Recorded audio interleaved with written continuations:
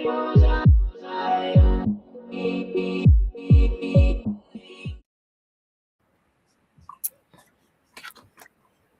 everyone, and welcome to the Magickal Witchy TV. I am Star Ravenhawk. And I am Rhonda Allen. Happy Friday, everyone. Yay. Oh, it's awesome to be here. And Yes, who do we have joining us here tonight? we have Emma Kathryn joining us. Yes, can't wait to have her on with us now. So now on with the show.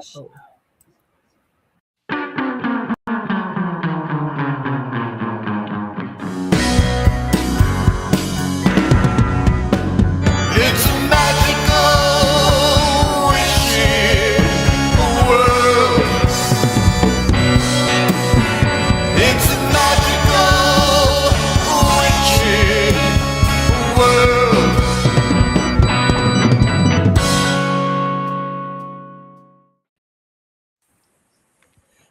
Yay! Welcome, Emma Kathryn. Welcome to the show.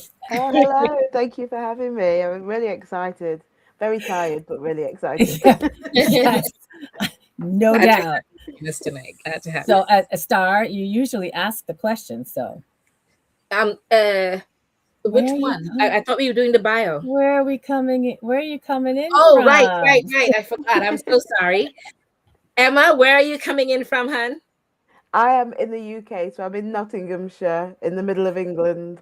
And Oh, it's, yeah, so So it's a good, like, OMG. what, 3 a.m. in the morning right now over there.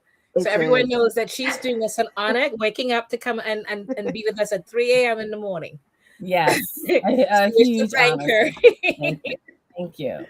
But Okay. yes, as we do, yes, we like to introduce you to everyone who watches live or on playback. So let me first go through your bio. So Emma Kathryn is a witch and an OB woman from Nottinghamshire, United Kingdom, where she has practiced magic for over 20 years. She is also an author with several books, including Reclaiming Ourselves and Reclaiming Food, Gods and Radicals Press, and Witch Life and Season Song, Llewellyn. That's a Llewellyn those are Llewellyn publications. Her main focuses are working with plants, nature, and the ancestors through the lens of spirit work, as well as reading tarot professionally. Her practice of traditional British witchcraft and OB fully reflects her heritage. And you can visit Emma at EmmaKathrynWildWitchcraft.com. I will be scrolling that, or we will have that scrolling through the show tonight. So you can follow her there. So thank you so much, Emma Kathryn, again, for taking the time to be with us tonight. Yeah, I really wouldn't miss appreciate it. it. We've been looking forward to this conversation with you.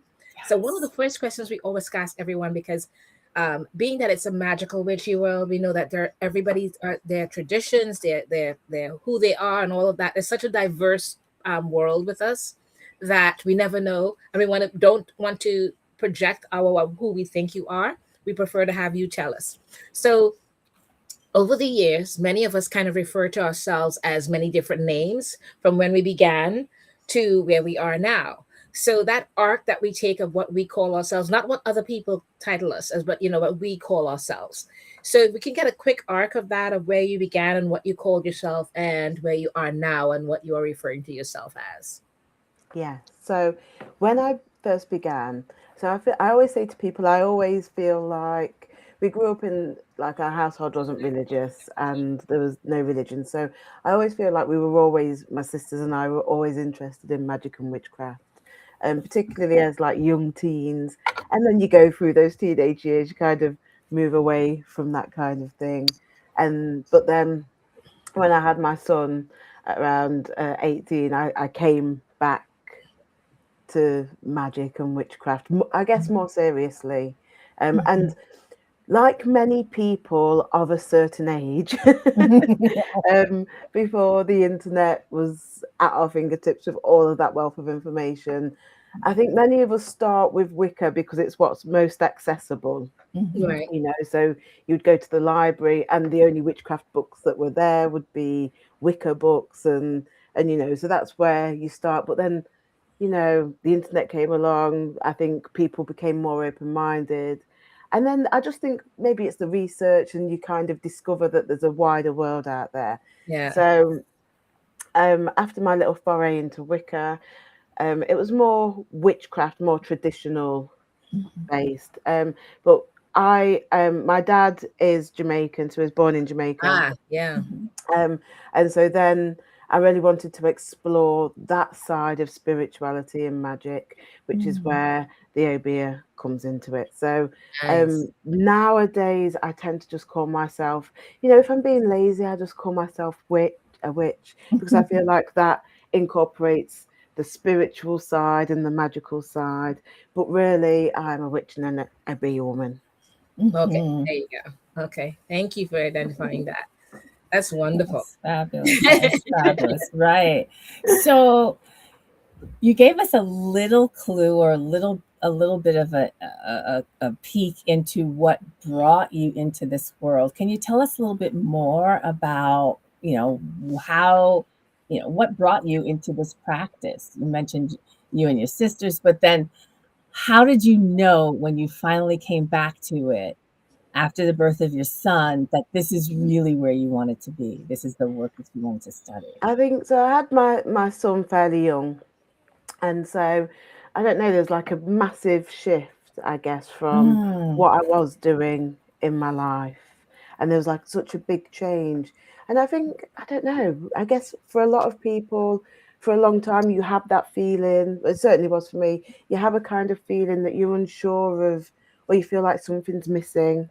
And so I really began to kind of soul search and think about, and I just kept being drawn back to it. It's like I yeah. couldn't ignore it anymore, Yeah. Excellent. and Yes. it kind of Yes. stemmed from there. That was the real kind of gotcha moment. Yeah. That is, I appreciate you. And I do appreciate you saying that it was one of those things where you could not ignore anymore. Yeah. It You keeps couldn't. banging on the head. Yeah, Right. yeah, Right. And that I think that is something that happens quite a bit. Yeah. Yeah. That's I think awesome. so. Thank you. It's interesting because when I saw what you practice obia, and my origination is from Trinidad and Tobago, and a lot of it is obia is there as well, and it's so oral a tradition. There's Hmm. not much written unless people standing on the No, outside looking at it. Uh, So it's interesting, and I know it's a great point to ask you, from what point of view would from your point of view, what does it mean to be that obia woman? I think you can't. For me, I feel like you can't kind of take away the history of Obia, because the history of it in the Caribbean Yeah. is so important. We all know that the slave trade brought lots of West Africans into the Yeah. Caribbean, and that the conditions were awful beyond anything we could really imagine today. And Yeah. so Obia kind of gave the people a tool to fight back. So its history is very much bound up in freedom and kind of overthrowing mm, the oppressor. So for me, Obia is very much, it's kind of, I don't know about in Trinidad and Tobago, but in Jamaica it's very underground. mhm, mhm. You'd be hard pressed to find somebody who would admit to using it, Wow. or it's a very Christianized country. E- Um, No, and go so, ahead. I'm sorry. and so for me, Obia is very much that freedom, that spiritual freedom, but also the empowerment that comes with it, in very Wow. tangible and practical ways. And I think that's a really important part of it, because it Mhm, empowers individuals to take action in the real world as well as the mm, spiritual world. And I think really that sums up Obia, because there's no distinction between the spiritual world and the mundane world. They are both. I think we tend sometimes in modern paganism and magical practices to kind of separate the two, like they're Right. separated, but they're not. right. And so I feel like Obia really recognizes that they're kind of two sides of the same coin. Well Yeah. said. And that actually led kind of leads us to the next question, which was really, how do you incorporate your magical practice into your regular life, into your everyday life? And you just explain that there is really no separation in Yeah. those. But when let's take it even further, when we look at your you know the British witchcraft that you practice, the traditional witchcraft, how is that incorporated, or how do you meld them, or is there a melding? How do you bring all of those worlds of traditions or practices together? I think there is a melding. So I'm also initiated into voodoo, Mm-hmm. voodoo, but I feel like that's separate. That's its own thing, Mm-hmm. and Mm-hmm. there are Mm-hmm. rules and there's order and there's a way to do things within that tradition, and that's very much separate. For Mm-hmm. me, I feel like you can't really um bring stuff into that, because then it stops being what it is. And I, Right. I Right. feel witchcraft and obeah are very different in that they are both. So voodoo is quite a communal, a community based spirituality, and I, Mm-hmm. I I feel like I don't normally like to use the word religion, but what I mean by when I use Right. the term is that actually there's a set order. You can't just come in and change this and change that. There's a set way Right. of doing things, and that is determined by the house or temple, by the maman or the Haungan. Mm-hmm. There's set ways of doing things. Whereas Mm-hmm. with obeah and witchcraft, I feel they are very individualized, Mm. um, because it's your personal relationship with spirit and what works for you, and so I feel that's the kind of distinction, Yes. and because they're both really personalized in that it's how you practice. I feel like it's your own moral compass that dictates what you do, and for me, at the core of of them is animism. Mm-hmm. That connection with the world around you as a living thing Yes. imbued with spirit. So Right. lots Yes. of the spirits in witchcraft and lots of the spirits in obeah are very nature based. They are elements of nature. And Yes. so for me, there's lots of similarities between them. And as I've progressed, I kind of find it hard to really, when you get down to the nitty gritty of it, to really separate what's one thing and what's the other. Do you know Mm, what I yes. mean? Yes. Yes. Yes. Well said. Thank Yeah. you for that. I Yeah. think, it's interesting that you said that about the separation of voodoo and obeah and all of that. And I think it's because I think in if you check back through history, they were kind of very relatable and very intertwined. I think Mm, modern wise, a lot of it has gravitated to being so very separate with different distinct rules and regulations to certain Mm-hmm. things. And I think that, that's the construct of what a lot of humans have put it as. Yeah. So yeah. Yeah. it's a shame because a lot of it kind of derived from similar things. Yeah. I often call them magical cousins, because Mm, they like real life cousins. They share the same grandparents and the same Right, right. ancestors, but I feel like as those traditions have evolved in the different places, they've been shaped by the different experiences of the Yes, people yeah. that have practiced them, and that's where I kind of see the merging of different areas. So I often say to people, people say, well, what does obeah look like? And it depends where you are. In the Caribbean, we tend to lump all of the islands together Yeah. as though they're just one body, but actually, although the Yeah. people have often have similar experiences and a shared history, actually where things take root and grow, they're shaped by everything. They're shaped by the political climate, they're shaped by the experiences of the people Absolutely. in the land, and that's where they begin to kind of diverge and grow. mm, um and that's kind of how I understand the Yeah. history Yeah. and where they diverge and how they've come into being today. Mel today. Yeah. beautiful. Absolutely. Absolutely. So tell us a little bit about what's become very important to you in general. I often say and I mentioned it earlier, but animism is Yes. really important to me because I just feel, and so for people who might not know what animism is, it's kind Mhm. of the belief that everything in the natural world is alive with spirit in the same way that we are, you know. Yes.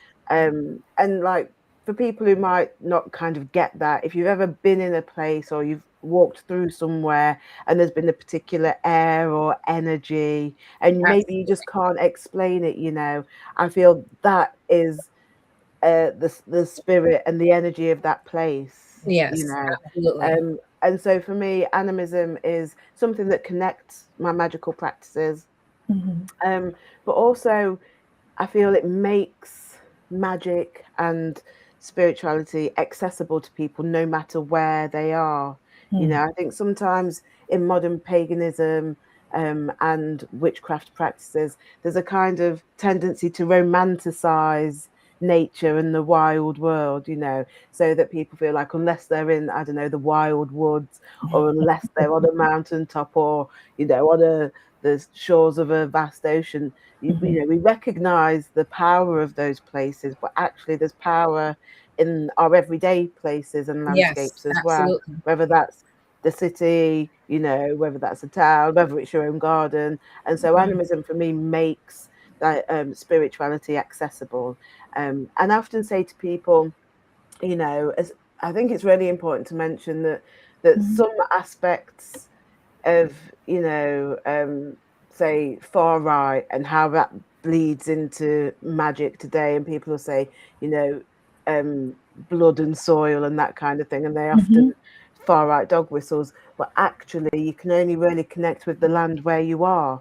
That's Yeah. the Mhm. land that you build relationship with, and it doesn't Yes. matter your own personal history or where you're from, or, you know, actually when it comes to it, you can only connect with the land where you are. And so for me, it's really important to kind of get to know the genius loci, the spirits of that place, the Yes. Right. natural spirits that abound, um, and that includes human spirits because we are part of nature as well. And Yeah. Yes. you know, all of those influences affect the magical aura of a place. Yes. And so for me, Absolutely. animism is really, really important.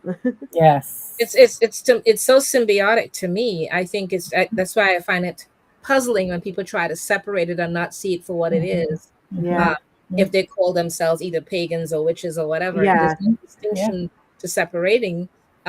Because we walk into actual buildings or apartments. Or you walk into a building and you feel a different air. You walk in yeah, a person's apartment and you feel something entirely different just Yeah. stepping through the doorway. Yeah. So right away, you're getting a different air of what's going on in here as yeah, well. Yes. So all of And that is symbiotic, you know? it's mm, interesting when you hear the the colloquialisms or the slang usage, I got, the vibe here, the yeah, vibe here. And they're speaking about it and let's connect what that really means. So yeah, it is interesting. Yeah. I love what you just said. As tell us a little bit now about that the relationship with community. As you were just saying, connecting with the lands that you actually reside on or live with, share space with. Tell us about your work right now with community, or what stands out with for you right now with community. yeah. Oh my gosh, it's a weird time as well, isn't it? Isn't it? Oh boy, yeah. Politically, you know, so I Isn't it? feel like community is more important than ever. So I try and, you know, and it's one of those things, I don't know if you guys feel the same. When you're a magical witchy person, whatever you want to Mhm. call yourself, you know, and the wider community might not really understand Mm.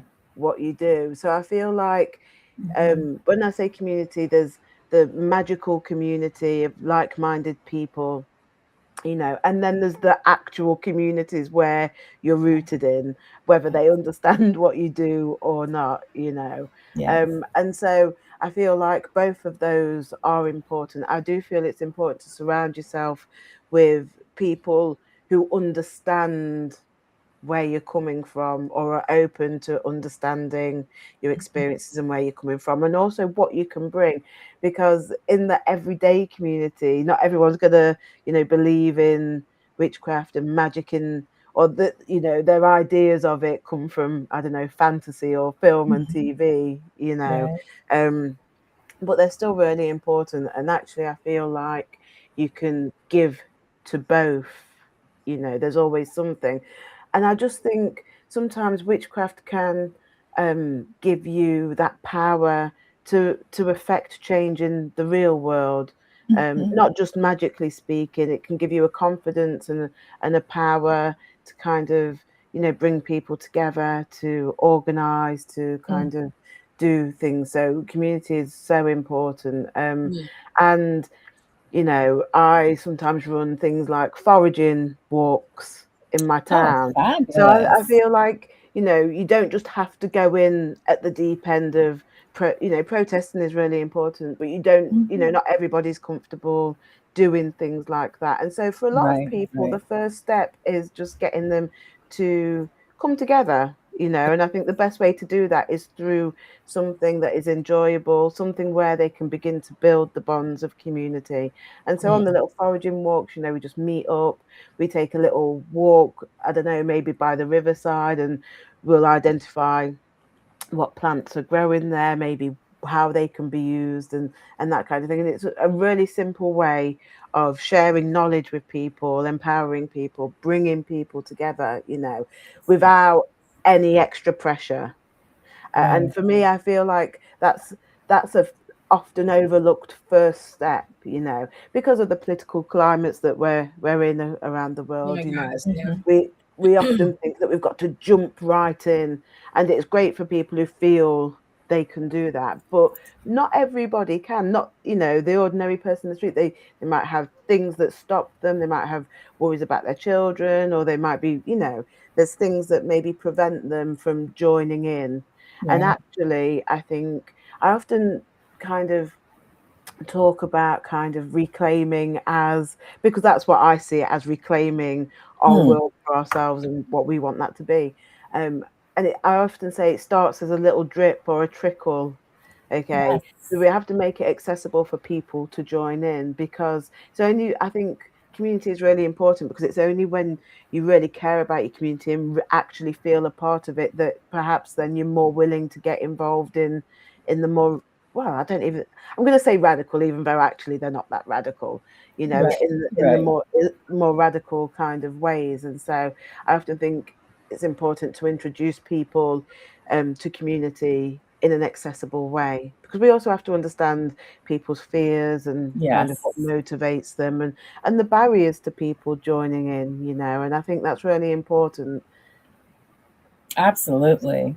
Yeah, Key and that's critical. And I will say, many people in this moment, in this particular period that we're all living through, the question that is often asked, or that I often hear, is, well, where do I start? What can I do? Where do I Yeah, begin? yeah, And what you're suggesting is offering them that little drip, that here's where we can just get started, just gathering, just yeah, coming together, and yeah, something fun, and we're learning, and we're enjoying each other's yeah. company, and we're supportive of each other. That's fabulous. Yeah, And and that does begin. it can be little things like, I don't know, if you live in an apartment building, hosting potluck dinners for your neighbours. It can Precisely. be reaching out to people in your community and seeing how you can offer assistance. So it doesn't always have to be those big dramatic things. There's yeah. lots of ways people can build community together. Or Precisely. even, Well joining said. at a food pantry or volunteering Yeah, at places and stuff like that. Yeah. yeah, Okay. That's absolutely. wonderful. This is a next kind of question where um, it's a big thinker. What would you like to see us as witches or magical community accomplish? Oh, that is a big one, isn't it? It's a thinker. That It's is. a thinker because It you're Absolutely. is. mentioning the political climate that we're in, because that is honestly a huge deal in part of it right now. Hmm. So yeah, For sure. Yeah, I think that sometimes I think sometimes it'd be nice to kind of come together without all the, I don't know, sometimes there can seem to be, especially online, a lot of infighting, you know, Mm. oh, a lot of yes, people yes, disagreeing with what people believe or how they practice, which is fine. Everybody's got their own opinions, but actually, I'd really like to see the magical community come together, regardless of practice, regardless of opinion. Sometimes the infighting can seem quite harsh when you're on the outside looking in. And so I think, and it goes back to that community idea, where you don't have to necessarily even like the people in your community, but we have to recognize that everybody is a part of that. And if we can put aside, small differences, and accept that those differences are there without having to try and change them, I'd really love to see the magical community come together in a solid way, Yeah. to affect real change, Mhm. and I don't really know what that would look like, but Yeah. I just think to stand united with one another, I think that would be really important. Whether it could ever happen, I don't know.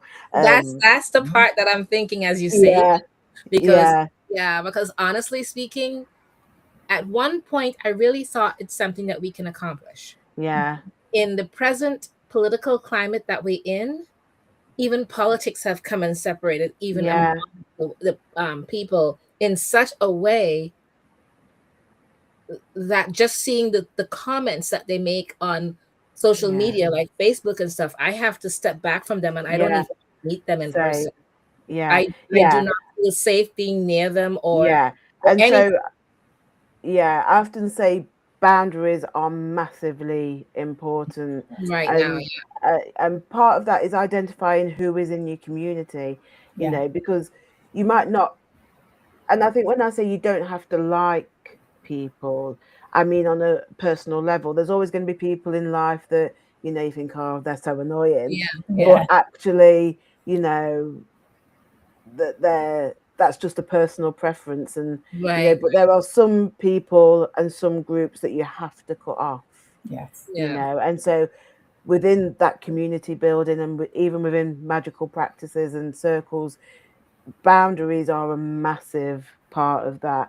yeah, Knowing your boundaries and knowing where that cut off point is, and then Mhm. coming together with people who are not outside of those boundaries, but you might not like them anyway, or your own personal taste. You're not going to be everyone's cup of tea, and vice versa. Right. yeah, And I think it's really important to acknowledge that, well, that you're not going to like everyone, but actually, um, can we be allies? And I think that's the Yeah. question that underpins that. Can we be allies to one another? Mhm. yeah. And if not, then that's where that firm boundary comes in. If there are That's no exactly what's happening. Yeah. Yeah, Yeah. yeah, Yeah. if there are those absolute non-negotiables, then yeah, those firm boundaries need to be in place. Yeah. But yeah, for me personally, anything that falls outside of those boundaries can do one. They can, but Mhm. anyone within those boundaries, whether I agree with them on whatever topic or not, Mhm. doesn't really matter. Can we be allies is a question that I Yes. mm, often use to kind of think about that kind of thing. yeah, Because allies don't have to be in the same group, they don't have to personally like one another. Right. But for me, being an ally is saying, okay, I'm going to support you because nobody deserves to be treated that way, or if you're Right. being oppressed that or kind of I discriminated against, yeah, yeah, I feel Yeah. like I don't have to personally like you. However, we can come together to fight oppression Right. and right, to fight right, discrimination and all of those things. And I yeah, think for me, that's where that distinction lies. The firm exactly. boundaries, yeah, Yeah. Yeah, Boundaries make that for great distinction of neighbors. yeah, What yeah, did I say? yeah, Fences why? make for great neighbors. Is that it? Fences Yeah, make for great yeah, neighbors. Right. You just you know where you stand. You know yeah, yeah, everything. absolutely. And that's So, the part that is playing out in the political world. Your oh my allies or God. Yeah. non-allies, yes, Yeah. like people that you thought were your allies, you're like, oh my yeah, goodness, Yeah. you're not an They're not ally at all. evil. I don't even want to know come into your sphere or be near you. absolutely, Yeah. That you yeah, realize and you're like, wow. And it yeah, makes you put up that, Well, that barrier that you didn't have before when you were yeah, able to work with them no matter what. yeah. yeah, Yeah. yeah. It's a And thing. it's But weird, isn't it? How like sometimes you might feel you've known somebody for a long time, and then all of a Yeah. sudden, especially in this climate, and like Right. you say, comments on social media can be an eye opener into Yes. someone's Exactly. Yes. political thought or Absolutely. belief. And then when you challenge it, so for example, even in the UK, we're having, there's a political party that's growing traction called Reform, Mm, and they're very much right wing. mm. And for some people who follow them, they say, "Oh, well, they're not racist," but Yeah. and then But when you see comments and then you challenge that, and they go, "But they don't no. mean you." So Right. obviously, Exactly. I'm, But what does that mean? but you Yeah. do though, don't you Yes, know? don't you? Listen, So yeah, it's an eye And opener, it isn't does it? mean you, and you're it like, but does. not you in particular, because you're Yeah, different. You're a Yeah, different different. kind of other person. I'm like, yeah, No. it makes your eye go, wait a minute, and then you Yeah. start doing this. yeah. Yes. It really does. Yeah. And it's shocking though, because they say it and they honestly believe that. Oh, Mm. but it's Yeah, not you. It's just all of them. Or yeah, or the It's like, others. yeah, wait. Yeah. Yeah. yeah. It's eye It's, opening. it's kind of an eye opener, yeah. But you know Yeah. what? In a way, maybe that's this political climate has been the catalyst to see who Yes. your true allies are or not. Yes. Absolutely. Yeah. Have And that the wake up. fact that I have been invited to different events across the country, and I have literally said no, because I said I do not feel safe in this Hmm. skin traveling to anywhere outside Yeah. of New York City. Mhm. The fact that I have to say something like that and tell It's them the truth. outright I cannot make it to your event because da da da, I do not feel safe in this Yeah. skin It's Yeah. the truth. is ridiculous. But It's the yeah, truth. that's just the way it is. Yeah. Yep. That's the real world. And them telling me that so many others have told them that same pretty much similar things. And I'm like, Yeah. yeah, well, we I'm with them. Yeah. Maybe listen. Yes, exactly. We're not Yeah, exaggerating here. Yeah. yeah. Let Okay. me take this in a little different Yes. direction, but maybe not. Well, let us see. What when it comes to projects, what projects do you have coming up or things that you're considering doing? It's early in the year yet, so what do you It have coming up? is. So I'm obviously doing WitchCon. Yes. Yeah, and quite looking forward to that. And do you know what?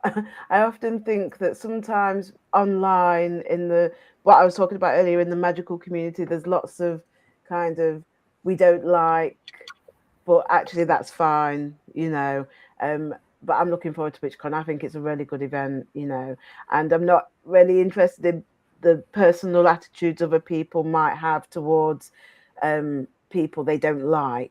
You Mhm. Yeah. know, Yeah.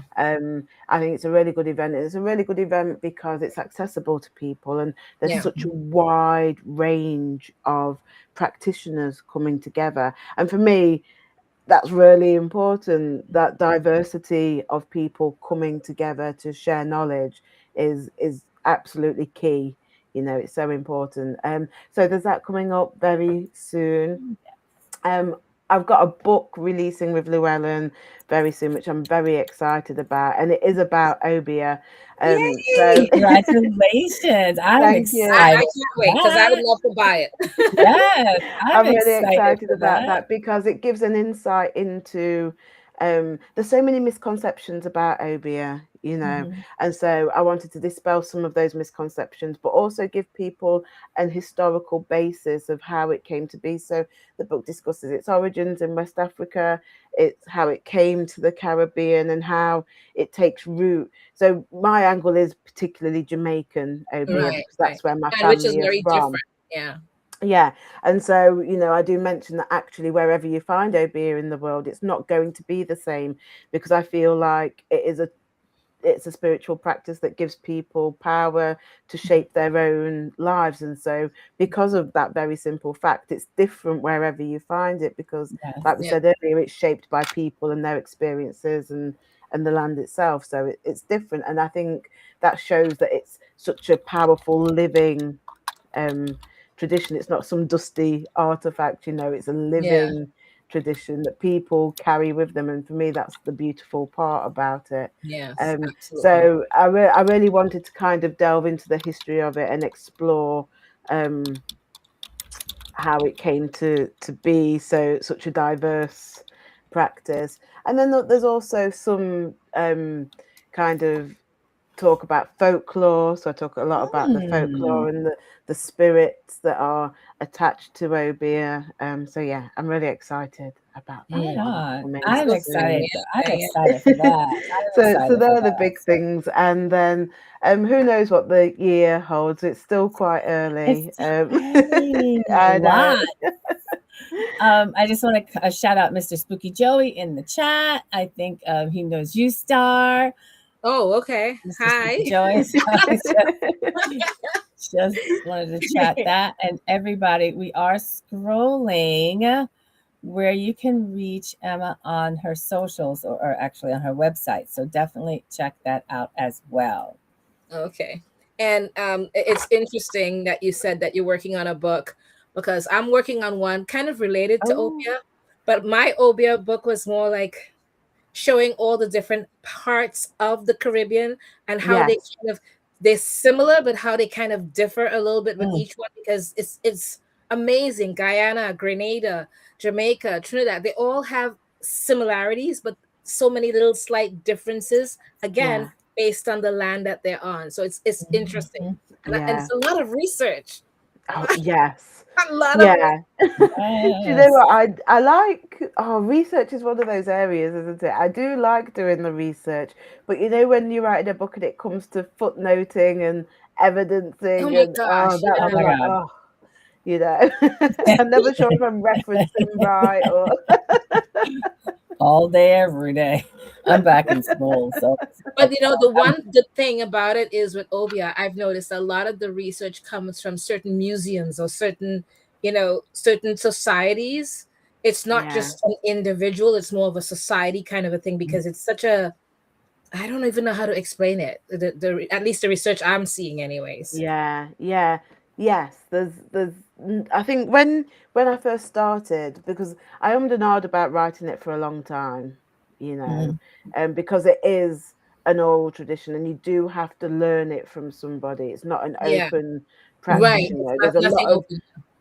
there's a lot of learning and work that someone has to put in, and I call it's like an apprenticeship, It's Mhm. an oral, a because very oral tradition of passing down. That's what I'm. yeah, and Mhm. there's lots of work, and because it's an apprenticeship, I often think there is a work element to it. So, and that work element is gratitude and working for, for your learner, for the person who's teaching you, working for the land, working for the spirit. So there is the Mhm. work element. I always find that can often get overlooked in Hmm.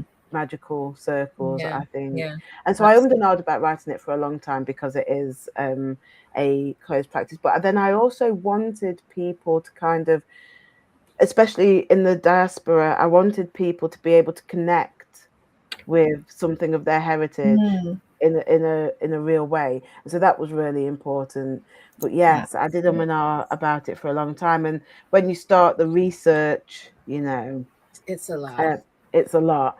And particularly finding accurate Mhm. research, and Mhm. and it can be quite hard because a lot of the books or a lot of the texts that you look at are old and written from the colonial perspective. Yeah, So that's the other part. the language can be it's a bit of an well, it's not really an eye opener because you Yes. know how his book, to read it is like, oh, but so I've looked at that kind of stuff because it's important.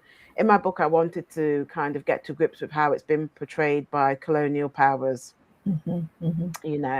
and so it's important for me. It was important to read that, even if the reading of it was sometimes hard going, Yeah, and I think that it's important to kind of even get a sense, of what our ancestors went through and how they were Mhm. viewed, and how they were treated, and so it was important even as it was hard. So it's kind of been a personal journey as yeah. well. An eye um opener. yeah, yeah, and so a lot of the research looks at that and deals with, okay, this is all colonial, but what can we learn from it? Actually, for me, what I took from that reason, because I think there's a tendency to kind of like, no, I'm not looking at that because it's this.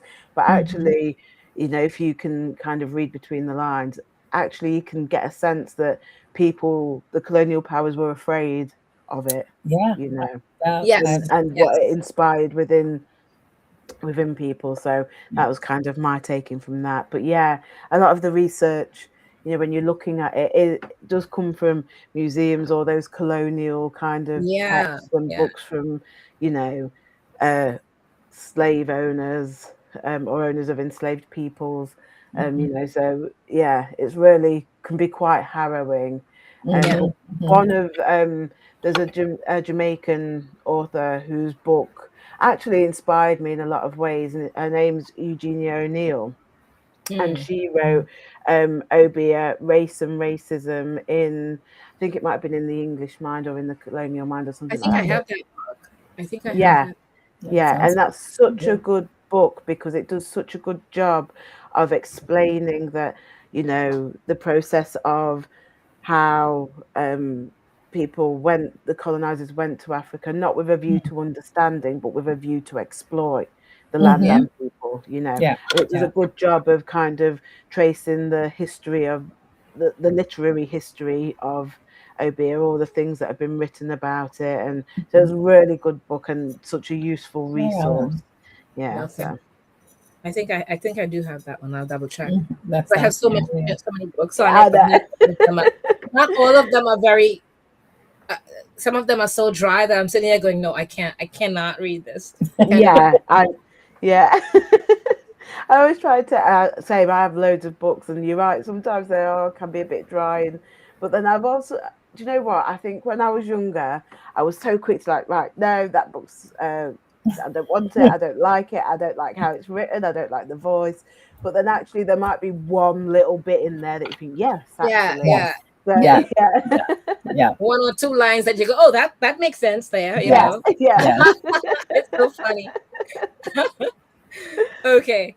So along with all the projects of the book that you're going on, and you mentioned, I was going to ask you about events that you're doing this year, but you mentioned WitchCon, which both Rhonda and I are also on WitchCon. So it's so good for us all to be there. This coming up this the 20th to the 22nd of this month. Yeah. I'm going to put out again my workshop and try to get more people to come to the event because I think people are really enjoying it because like you mentioned, no matter what anybody says, it's a very good exposure and access for people from hearing people speak around the world. It's one of the largest, and people should give it credit where credit is due, and keep their personal opinions to themselves. I think that internet tends to make people emboldened.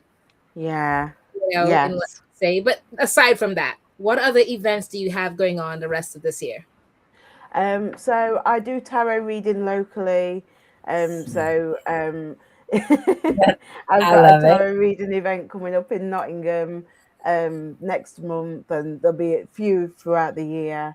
And then I hold workshops myself. So some of my workshops I like to repeat are things like using plants, there's one that it's my favorite one to run because it's so practical and hands-on, and it's curing common ailments through home remedies, and I love that one. And people people tend to think, I don't know, sometimes there can be a tendency for people to kind of like, oh, modern medicine, no, I'm like, give me the modern medicine, but at the same time, if I can treat common ailments like colds or if I can use plants and herbs to kind of heal my body, then I'm also going to do that. So I love that one, and there's just so many ways you can use your common ingredients in your kitchen, or you can go out and find a plant that you can use to make something. So it's very exciting. So I'm planning on holding that this year. Awesome. I don't know when, but when I have a schedule up, it'll be on the website. I often hold Okay, awesome. tarot workshops, so like little mini master classes where it just Yeah. helps Yeah. people to get to grips with learning the tarot, because I feel like whenever I do tarot readings, people always say, "Oh, I've got a deck and I'm learning," but I often find with the little book it can be hard going. So I I offer know, I people, know. Yeah. yeah, it takes a long time. That's my So I offer jam. people, little practical exercises that can develop your relationship with cards, because it's not Yeah, Yeah. always just about doing a reading, although yeah, we all love that, yeah, Right. Right. but There's a lot more to it. yeah, absolutely. So I like to yeah. explore that and So just open people's eyes a little bit. yeah. What's the name of your workshop for WitchCon? It's called Betwixt the Veil, and it explores spirit work, and what that means today. I think because I really want to. I'm so passionate about it. I sometimes think that when we think of spirit work, we just think it's. I think there's so many misconceptions. So I really Mhm. wanted to kind of do a workshop where actually we're looking at it in a very practical sense in a Yes. real world. I said earlier Yeah. about the spirit world and the mundane world not really being separate. So that's the kind of theme that underpins the workshop. So I'm very Okay, excited Bravo. great. I'm to. looking forward to seeing it. Love it. Love Awesome. it. Love it. Love it. Love it. I have to say, this has been a fabulous Yeah, conversation. I can't wait for your book to come out. yeah, me too. I'm really looking forward to Oh, that. And I have thank some catch up reading on your you. previous work already. But thank you so much for really taking the time to get up to join us in the middle of the night. And we are scrolling your website again. So people check Do you out know the what? It's website. been totally worth it. I've loved this conversation. I feel like I could talk to you guys all night. So it's really We, not been a we, sacrifice at all. let me tell you, we were Awesome. having conversation. And I'm like, oh, I have a follow up for that, but oh, I got to mind the time. Oh, I have a follow up. I know, right? It was Yes, such a great conversation. really You will have great. to have me come Really back good. on a couple of our panels that's coming up with discussions of certain things. Yeah, I'll Yes, I'd send love it to you to. because I think your input would be really awesome on the panels. Okay. that Oh, would be yeah. fabulous. That would be Right? Yes, fabulous. I would That Great would love be on some of the to. panels fabulous. that we have coming up. So Absolutely. And I can't Thank you. wait to catch you guys at WitchCon too. Looking I forward know, to I Right know. it. on. That'd be awesome. Thank you. That'd be awesome. Thank you so much, Thank you. Emma. Listen, hang out or grab some sleep, whatever you choose to do. I might But hang now out we for a will. little while. I've woken Okay. up now, so. Okay. Right on. We got We her will. up and ready to go now. That's right. We're just going to show you a little commercial from one of our new shows now here on Magical Witchy World TV.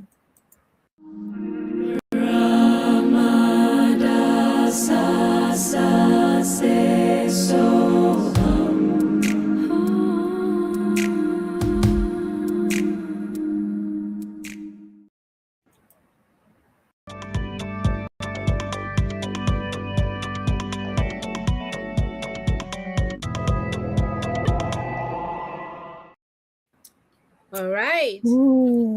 Back with the astrology forecast for the month of January, February. And we're beginning tonight with Libra. Yes. So Libra, we came to we did the month, and now we're doing the signs, and Mhm. with the last sign that we went with. So tonight we're beginning where we left off. Okay, I think Yes. that was Cancer. I can't remember offhand. I This is think our it was. yeah. Okay, so Libra, big shifts are in your stars, and they are about one of your favorite things, relationships. Since Aquarius rules your fifth house of romance, fun, and play, this is a time you normally enjoy. If you're traveling or socializing, you might run into powerful and charismatic people between the 21st of January and the 27th, which has passed already because we're in February now. So, if you're in a creative field, this would also be a time to focus on your work, as your ability to stay focused on the task at hand will be magnified. Love of Venus will be embracing your work sector too, starting February 9th, adding even more life to your creative juices. But not everything will be fun and games. Aquarius season also brings a very significant shift to the way that you relate to your closest people. So, Neptune and Saturn will enter your relationship sector on January 26th and February 13th, respectively, dissolving your old values, viewpoints, and even desires. Okay. You might begin to notice a completely new way of approaching romantic and business relationships, as well as close friendships. And suddenly, you might crave more time, more alone time um, to inspect your new emerging motives, desires, and non negotiables, putting up boundaries. Don't be surprised if starting now you will choose quality over quantity in this one and other aspects of your life. The Ring of Fire Sensory Act for Libra: create something quickly, a melody or movement without correcting it. Just spur of the moment. Feel the joy or resistance in your hands or body. This eclipse that's coming up will liberate creative self expression from perfectionism with you. All right? Fabulous. Well done. Good work for Libra. All right, Scorpio. Aquarius season brings what you love the most, Scorpio, a visit into the mysteries of your soul. Since Pluto began transiting your home sector between 2024 and last year, 25, you've been embracing self study. And between this past January 21st and 27th, you might have unearthed some juicy information about your family, your ancestry, or the youngest years of your life. Since Pluto works slowly and profoundly, the more you explore your motives now, the deeper you'll understand how to thrive for many years to come. If you're a dating Scorpio, some of your attention might move to romance as lover Venus enters Pisces on February 9th. The following 10 days, so until the 20th, that could bring someone interesting your way as the cosmic forces of destiny awaken your desire to enjoy life and connect. At a more practical level, both Neptune and Saturn entering Aries might bring the need to rethink your daily habits and routines. You might need a more consistent workout schedule as well as a more defined spiritual practice, too. Since these are longer influences you'll experience for many years, try permitting yourself to play around to see what feels best to invest your precious time in. All right, so the Ring of Fire Sensory Act for Scorpio. Sit or lie on the floor for as long as you can. Feel where your body meets the ground. Then let your spine soften by practicing full surrender. Uranus stirs foundations, so remember that stability is internal now. Grounding restores safety. All right. Very Mhm. good. For Sagittarius, rejoice, okay? Because Aquarius season puts an end to two long term influences that have shaped your life in major ways. When Neptune left your fourth house of home and family on January 26th, which may have brought clarity around your life foundation. Saturn repeating the same move on February 13th ends a 2.5 journey of hard work towards building your ideal life. Regardless of the nature of your efforts, family, foundational, or career related, you've come to the end of an important journey.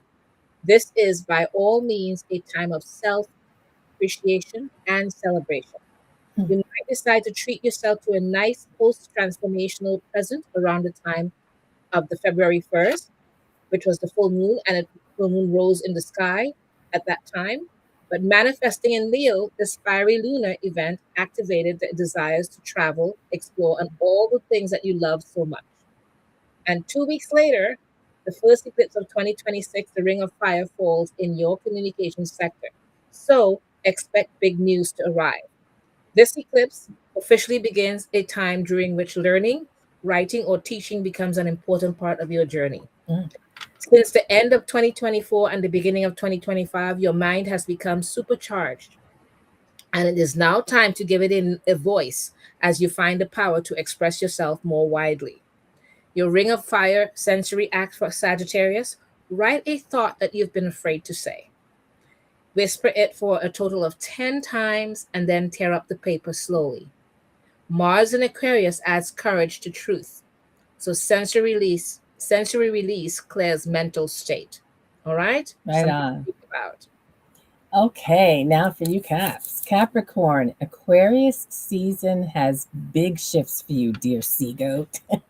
Your planet, Saturn, fully ends a 2.5 year journey as it enters Aries on February 13th, which means you do as well. As an old story fades into the background, another one begins now. You're also welcoming a new way of moving through the world. You might notice yourself becoming more fiery, ambitious, and impatient starting now. For the next 2.5 years, your innate patience and ability to work long term will be an asset and something you should cultivate. It is equally important to know that over this same time period, you're meant to build a strong foundation for your life, whether that is physically, professionally, or emotionally. Financial themes also come into play under this season's lunar events. So, this past full moon on the 1st highlighted themes around joint finances, when a financial conversation or contract could have taken place. This upcoming Ring of Fire eclipse on the 13th will herald a new way of making, saving, or spending money. Over the next 2.5 years, attaining financial power becomes a theme for you. For this reason, this season is about figuring out where you stand and what your long term monetary goals are. So, the Ring of Fire sensory act for Capricorn: hold something you value, money, a crystal, a piece of fabric, or food, whatever, and name out loud what really matters to you now. This eclipse redefines worth beyond productivity. All right. Mhm. Aquarius. Okay, a powerful birthday season is in store. You might have noticed your mood was quietly intense between January 19th and January 26th when Mercury and Mars met Pluto in your sign. This is a time to fully dive into anything that fascinates you or any projects that you might be working on, as your ability to sustain focus will be strong and unmatched. But the main reason this season is very powerful is due to the arrival of this February 17th Ring of Fire eclipse, which happens in your sign. Pay attention to that. While this ultra potent new moon brings radical shifts in your environment, it also heralds the beginning of a transformation. Starting now, the cosmos opens the door for you to actualize your dreams, an influence that remains active until the spring of 2029. In other words, what begins now could become a theme for the next couple of years for you. Your closest relationships are also part of this transformation, as as it becomes clearer around February 1st, the full moon that was in Leo. Okay? So pay attention to the subtle signs now as sudden breakthroughs arrived with your planet Uranus going direct on February 3rd, bringing awakenings around the foundations of your life. The Ring of Fire sensory act for Aquarius: stand tall and place one hand on your chest and one on your belly. Then take three slow breaths, feeling yourself arrive. This is a personal rebirth. Embodiment anchors change. So think about that. Fabulous. All right. That's cool. All right, Pisces. Pisces, Aquarius season is a potent time for many. For you, Pisces, it might actually feel liberating. This is the time of the year during which the sun passes through the area of your chart that rules rest. So don't be surprised if you need more downtime than usual. You feel this influence strongly. You felt it during that first lunar full moon on February 1st, which was all about striking a work life balance. And then 2 weeks later, once the ultra potent February 17th Ring of Fire eclipse rises in the sky. So, definitely a time for taking rest. New moon eclipses are major portals towards new beginnings, and this one in particular had in store something new for you in the form of a new relationship, a new business partnership, and perhaps even a completely new way of feeling and being. The biggest news is that both Neptune and Saturn are leaving your sign, which should feel like a huge weight coming off your shoulders. You're leaving behind a 2.5 year story that involved deep commitment and hard work, while also leaving behind a 14-year era that involved confusion, but also deep spiritual work. As these two big hitters enter Aries, a lot of your focus for the next few years moves it to the area of finances, material possessions, and self worth. Your Ring of Fire sensory act, Pisces. Close your eyes and listen to the quietest sound you can hear for 1 full minute or as long as you possibly can. The eclipse opens liminal space and silence becomes guidance. And that is huge. Yeah. All Absolutely. right. So now that we've done that, we need to throw some cards.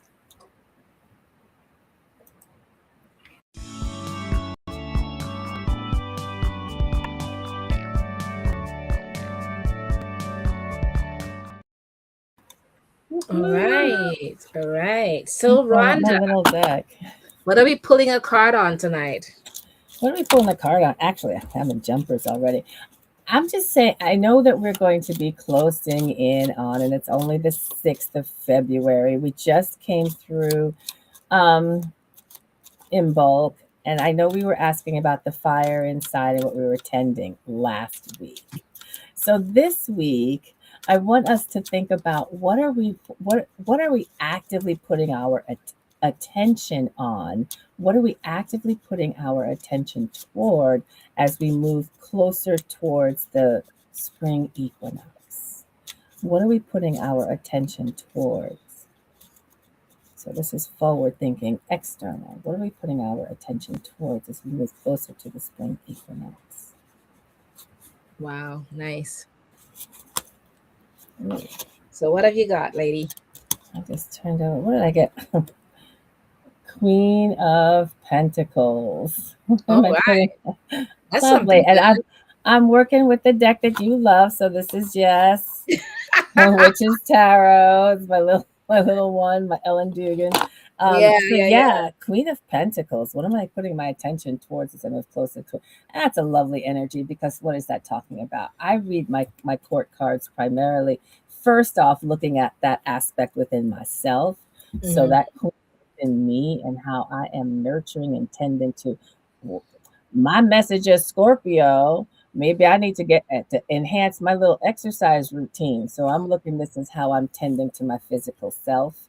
And yes, as I move towards that spring equinox, it is all about the life generation and all the things that are growing and sprouting and the seeds and all those things that are this is going to be about tending to my and nurturing my physical self, which I have been doing, but I do need to add that exercise. So Okay. that's All where I have to right. put my focus.